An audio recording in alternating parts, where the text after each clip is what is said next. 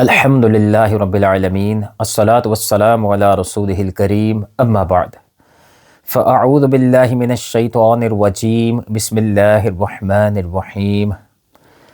الحمدللہ تعالی، جیسا کہ آپ جانتے ہیں کہ ماہ رمضان المبارک کے اس مقدس مہینے میں ہم نے ایک سلسلہ شروع کیا جس کے حوالے سے میں نے عرض کیا تھا کہ انشاءاللہ 3 سے 4 مجالس ہوں گی، جس میں ہم نے اس بات کو ڈسکس کرنا تھا کہ ایک بندہ اللہ کے قریب کیسے ہو سکتا ہے۔ اس سے پہلے والی مجلس میں ہم نے دیکھا تھا کہ ہم لوگ کوشش کرتے ہیں اللہ کے قریب ہونے کی، اس مقدس مہینے میں عبادات اختیار کرتے ہیں، لیکن بعض وجوہات کی وجہ سے، راستہ صحیح پتہ نہ ہونے کی وجہ سے ہم لوگ پھر بھی تقویٰ کی دولت حاصل نہیں کر پاتے۔ اس حوالے سے میں نے چند باتیں عرض کی تھی، جس کا خلاصہ یہ تھا کہ 3 چیزوں کو ہم نے مد نظر رکھنا ہے اگر ہم لوگ اللہ کا قرب حاصل کرنا چاہتے ہیں۔ نمبر 1، علم دین کو حاصل کرنا۔ نمبر 2، اس علم پر عمل کرنا۔ اور نمبر 3، ان دونوں کاموں کا اخلاص کے ساتھ ہونا۔ یہ 3 کام ہوں گے تو انشاءاللہ تعالی ایک بندے کو تقویٰ کی دولت نصیب ہو جائے گی۔ اس سے پہلے والی مجلس میں ہم نے تھوڑا سا علم کے حوالے سے، اس کی اہمیت کے حوالے سے چند باتیں عرض کی تھی۔ آج انشاءاللہ تعالی اس دوسری مجلس میں ہم یہ دیکھتے ہیں کہ جب بندہ علم دین حاصل کرتا ہے اور اس کے بعد عمل کی طرف آتا ہے تو اب شریعت مطہرہ اس حوالے سے کیا تعلیم دیتی ہے۔ دیکھیں، مسئلہ یہ ہے کہ جب ہم علم دین کو حاصل کرتے ہیں، بنیادی چیزوں کو سیکھنے کی طرف آتے ہیں، تو ہمیں یہ پتہ چلتا ہے کہ دین اسلام نے کچھ کاموں کے کرنے کا حکم دیا اور ان کی کیٹیگریز ہیں۔ بعض کام بہت زیادہ اہم ہیں، کچھ اس سے کم اہم، کچھ اس سے کم، اور بعض جو ہے وہ شریعت ہمیں اجازت دیتی ہے آپ کریں یا چاہے نہ کریں۔ جیسے فرض ہے، پھر اس کے بعد واجب ہے، اس کے بعد پھر سنت مؤکدہ۔ کم از کم یہ 3 کیٹیگریز ایسی ہیں کہ جن کا کرنا ہم پر لازم قرار دیا گیا ہے، یعنی ان 3 کیٹیگریز کو کرنا ایک مسلمان کے لیے ضروری ہے۔ اگر ان میں کمی کوتاہی کرے گا تو وہ آخرت میں قابل گرفت ہوگا۔ تو کم از کم یہ 3 کام کرنے والے۔ اس کے بعد سنت غیر مؤکدہ اور پھر مستحب کا درجہ ہے، یہ نفلی معاملے ہیں۔ اگر کسی نے ان 2 معاملے میں کمی کوتاہی کی تو بہرحال آخرت میں وہ قابل گرفت نہیں ہے۔ اور دوسری طرف کچھ کام شریعت نے ہمیں کرنے سے منع کر دیا، بعین ہی اسی طرح جس طرح کام کرنے والوں کی لسٹ تھی بیان کی گئی، درجات تھے، اسی طرح ممنوع کام کی بھی لسٹ شریعت نے بیان کی ہے۔ سب سے پہلے حرام ہے، جس سے بچنا سب سے زیادہ ضروری، اس کے بعد مکروہ تحریمی، اس کے بعد اساءت ہے، اس کے بعد مکروہ تنزیہی، اور پھر خلاف اولیٰ۔ تو یہ کیٹیگریز ہیں۔ یہاں بھی کم از کم حرام، مکروہ تحریمی اور اساءت، ان 3 معاملات سے بچنا ضروری ہوگا۔ اس کا مطلب یہ ہے، خلاصہ کلام یہ بنتا ہے کہ اگر ہم لوگ آخرت کی گرفت سے بچنا چاہتے ہیں، آخرت کے عذاب سے بچنا چاہتے ہیں، تو فرض، حرام، اسی طرح واجب اور مکروہ تحریمی، اور اسی طرح سنت مؤکدہ اور اساءت، یہ 6 کام کرنے اور نہ کرنے کے حوالے سے ہمیں خاص اہتمام کے ساتھ ان کی ادائیگی اور ان سے بچنے کا ذہن بنانا ہوگا۔ اس کے بعد دیگر معاملے ہیں، نفلی عبادات ہیں، اور سارا کچھ چلتا ہے۔ تو یہ ترتیب میں نے آپ کے سامنے رکھ دی۔ اس کا مطلب بالکل واضح ہو گیا کہ اگر ہم لوگ اللہ کے عذاب سے بچنا چاہتے ہیں، اس کی ناراضگی سے بچنا چاہتے ہیں، تو شریعت کی تعلیمات یہ ہیں کہ سب سے پہلے ان کیٹیگریز کو پورا کرنا ہے آپ نے، باقی معاملے بعد میں دیکھے جائیں گے۔ اگر کسی شخص نے اللہ کے، اس کے محبوب علیہ الصلوۃ والسلام کے لازم کیے ہوئے کام، جیسے فرض ہے، واجب ہے، سنت مؤکدہ، ان میں کمی کوتاہی کی اور وہ نیچے والی کیٹیگریز میں سارا زور لگاتا رہا، جیسے مستحبات میں سارا اس نے زور لگا دیا، وہ قابل گرفت ہوگا۔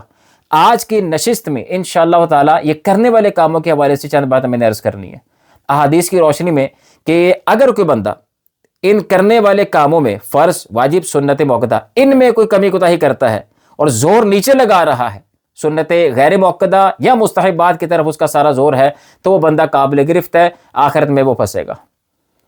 حدیث پاک میں ہے، رسول پاک صلی اللہ علیہ وسلم نے ارشاد فرمایا کہ اللہ تعالیٰ فرماتا ہے، جس نے میرے کسی ولی کو خوف زدہ کیا، اس نے مجھے کھلے عام جنگ کی دعوت دی۔ پھر فرمایا، اور کوئی بندہ میرے فرائض کی ادائیگی کے سوا کسی اور چیز کے ذریعے مجھ سے زیادہ تقرب حاصل نہیں کر سکتا۔ اس کا مطلب یہ ہے کہ اگر کوئی بندہ اللہ کے قریب ہونا چاہتا ہے تو اس کے لیے سب سے پہلے جو امپورٹنٹ چیز ہے وہ ہے کہ فرائض کی ادائیگی۔ اللہ خود فرما رہا ہے کہ ان فرائض کی ادائیگی کرنے والا سب سے زیادہ میرا قرب پاتا ہے۔ اس کا مطلب جو ان فرائض میں کمی کوتاہی کرتا ہے وہ اللہ کا قرب نہیں پا سکتا، جتنا مرضی نیچے والے حصے میں زور لگا دے مستحبات میں، اللہ کا قرب نہیں مل سکتا، وہ اللہ کا پسندیدہ بندہ نہیں بن سکتا۔ تو فرائض کی ادائیگی سب سے زیادہ امپورٹنٹ ہے، ان تین چیزوں کو مد نظر رکھنا ہے۔ اچھا، اس کے علاوہ اسی روایت میں دوسرے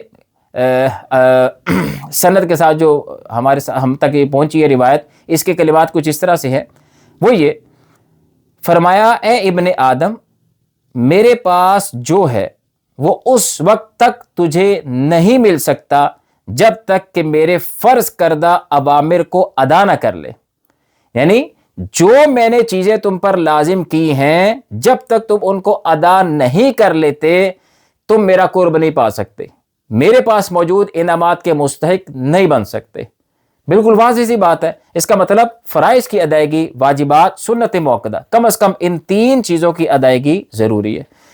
اچھا، اس حوالے سے چند مزید، جب خلیفہ رسول سیدنا صدیق اکبر رضی اللہ تعالیٰ عنہ آپ کا آخری وقت آیا تو آپ نے سیدنا فاروق اعظم رضی اللہ تعالیٰ عنہ کو بلا کر ارشاد فرمایا، اے عمر، اللہ سے ڈرنا اور جان لو کہ اللہ کے کچھ کام دن میں ہیں کہ انہیں رات میں کرو تو قبول نہ فرمائے گا، اور کچھ کام رات میں ہیں کہ انہیں دن میں کرو تو وہ قبول نہیں ہوں گے، اور خبردار جان لو کہ کوئی نفل قبول نہیں ہوتا جب تک فرض ادا نہ کر لیا جائے۔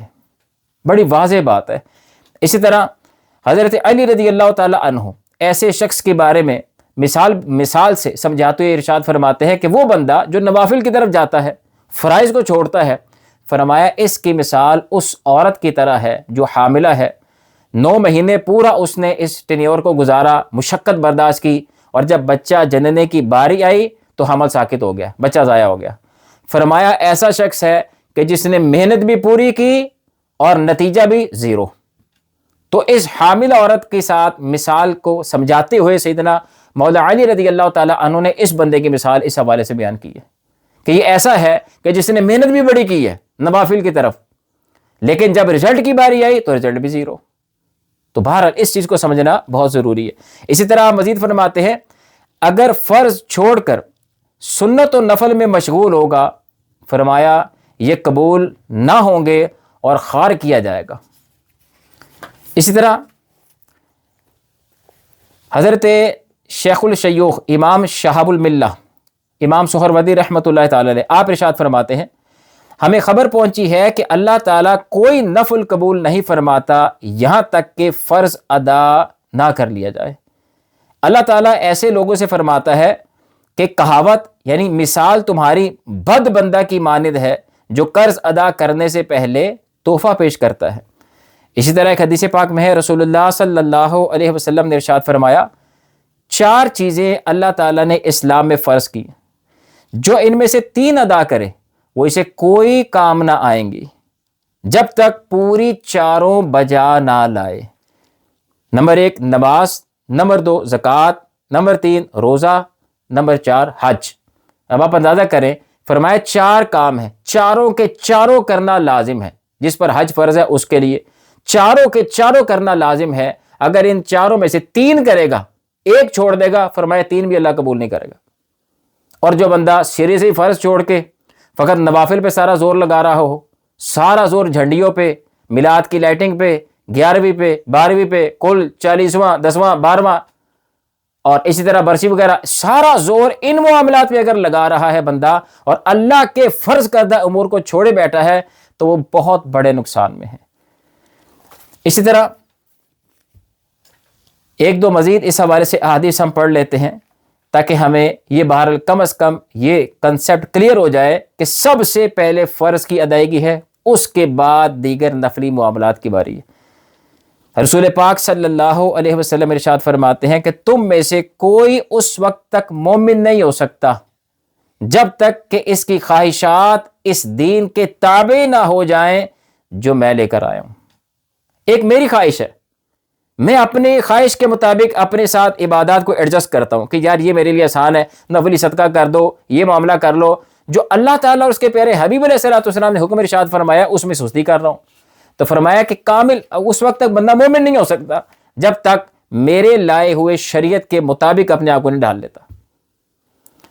آخری روایت اس حوالے سے اللہ تعالیٰ ارشاد فرماتا ہے، حدیث قدسی، فرمایا میری عزت کی قسم، میرے جلال کی قسم، میری عالی شان کی قسم، میرے حسن جمال آرا کی قسم اور میرے بلند مرتبے کی قسم، اللہ اکبر، فرمایا میرا جو بندہ میری خواہش کے آگے اپنی خواہشات کو ترک کر دے،